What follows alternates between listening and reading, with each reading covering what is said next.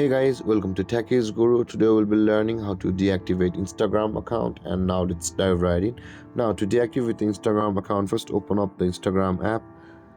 And before we proceed guys, do make sure to subscribe to my channel because it helps me a lot. And with that being said guys, on this screen of Instagram, at the bottom right corner of the screen, you can see your profile picture icon in a circle. Tap on that. And over here again at the top right corner of the screen, you can see the three-lined icons. Tap on the three-lined icon. And over here again, you can see the account center option available for us at the top of the screen. Tap on the account center. And over here guys, scroll down, you can see the personal details option available for us. Tap on personal details. And over here you can see your account ownership and control at the bottom of the screen. Tap on account ownership and control. And over here you can see the deactivation or deletion option available for us. Tap on deactivation or deletion. And over here tap on Instagram or choose Instagram account.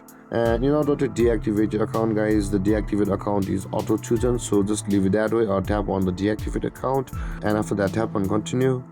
And on this interface guys, you'll be required to enter the password of your account, and after that tap on the continue button over here, and on the next step your account will be deactivated until the moment you deactivate it.